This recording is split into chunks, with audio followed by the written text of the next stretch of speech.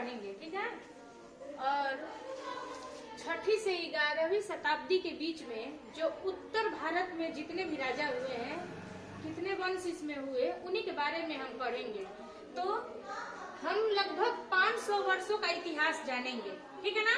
6वीं शताब्दी से लेकर के 11वीं शताब्दी में हम जानेंगे कि किन किन राजाओं ने दक्षिण भारत में, उत्तर भारत का नहीं, ये जो हिस्सा है हमारा दक्षिण का हिस्सा माना जाता है, यानी कि जहाँ से विंध्याचल पर्वत होगा, नर्मदा नदी आएगी, वहां से नीचे का हिस्सा, और ये नीचे वाला कन्याकुमारी है, ठीक। यहाँ लिखा हुआ है कन्याकुमारी, और ऊपर है मध्य प्रदेश से विंध्य पर्वत लेकर के यहाँ से, और यहीं पे नर्मदा नदी, इसके नीचे का जितना भी भाग है वो सब क्या है, दक्षिण का भाग। तो हम पहले ऊपर का तो पढ़ चुके हैं, गुप्त वंश, मौर्य वंश, हाँ। तो अब हम उत्तर के पढ़ रहे थे, अब हम दक्षिण के राजाओं के बारे में पढ़ेंगे कि 6वीं से 11वीं शताब्दी के बीच में कितने राजा, कौन कौन से राजा मुख्य रूप से हुए और उन्होंने क्या क्या कार्य किया। तो सबसे पहले दक्षिण भारत के जो राजा थे उसमें राष्ट्रकूट वंश था, ठीक। और इसके राजधानी मान्यखेड़, जिसको अब हम क्या कहते हैं, सोलापुर, उसको महाराष्ट्र, सोलापुर महाराष्ट्र में है। इसको पहले मान्यखेड़ के नाम से जानते थे।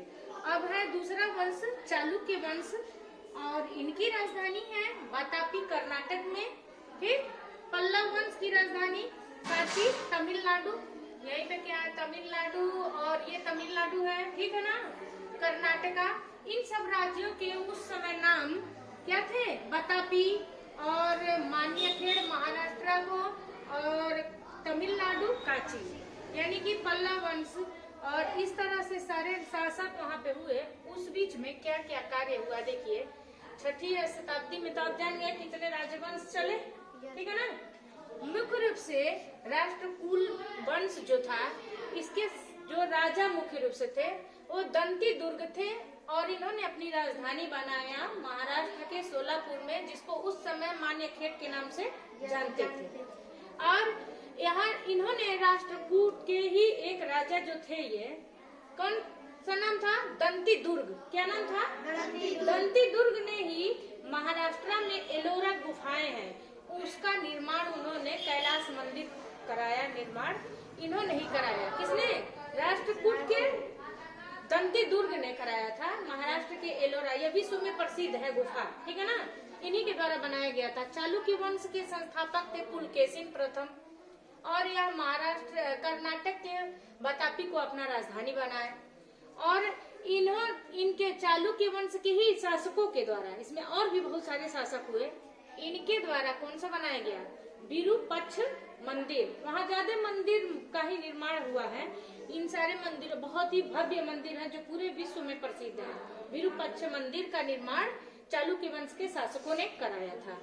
और पल्लव वंश के संस्थापक भी थे विष्णु सिंह विष्णु, और यह एक महाबलीपुरम में एक रथ के आकार का मंदिर है। मंदिर ही कैसा है, रथ के जैसा है। और इसका भी निर्माण इन्हीं शासकों द्वारा, पल्लव शासकों द्वारा हुआ। चोल वंश का, जब हमारे समय में उत्तर में अशोक सम्राट, महान सम्राट अशोक का शासक था, उसी समय दक्षिण में, साउथ में किसका था, चोल वंश का राज्य था। इसका पता हमें कैसे लगता है, अशोक के शिलालेख है ना बहुत सारे, उन्हीं शिलालेखों से हमको पता चलता है कि यहाँ पे चोल वंश का राज्य था, और उनके कुछ न कुछ अवशेष और उनके बारे में जानकारी हमके इनके शिलालेखों से मिलते हैं, है ना, अशोक के। और उस समय के गांव को हम कुर्रम कहते थे। क्या कहते थे, कुर्रम, हाँ कुर्रम। और चोल वंश के प्रथम शासक जो थे राजेंद्र प्रथम, श्रीलंका, अपने यह नीचे है श्रीलंका, इसको जीतने वाले प्रथम शासक थे राजेंद्र प्रथम। कौन थे, राजेंद्र प्रथम। इन्होंने श्रीलंका को भी जीत लिया था। और बृहदेश्वर मंदिर का निर्माण इन्हीं चोल राजाओं ने कराया था, है ना। और अंगकोरवाट का मंदिर, यह एक ऐसा मंदिर है जिसमें कि रामायण और महाभारत की चीजें लिखी हुई है पूरे मंदिर पे। यह अपने देश में नहीं है, विश्व में प्रसिद्ध है, कंबोडिया में स्थित है ना। पूरे में इसमें रामायण महाभारत की जितनी भी चीजें लिखी हुई हैं, यह अंगकोरवाट का मंदिर के नाम से जाना जाता है, जो कहाँ पे है, कंबोडिया में स्थित है। ठीक, इसी तरह से भारत में सबसे बड़ा बौद्ध, बहुत सारे बौद्ध मठ हैं, लेकिन विश्व का जो सबसे बड़ा बौद्ध मंदिर है वह क्या है? बोरोबुदुर, इंडोनेशिया में स्थित है। ठीक है ना, जैसा कि आपके चित्र में यहाँ पे दिखाया भी गया है। देखिए, ये दिख रहा है बोरोबुदुर का मंदिर, है? दिखा आपको? ये अंगकोरवाट का मंदिर है, जो कहाँ पे स्थित है? यह कहाँ स्थित है बेटा? यह कंबोडिया में स्थित है और यह विश्व धरोहर है। ठीक है ना, कंबोडिया में।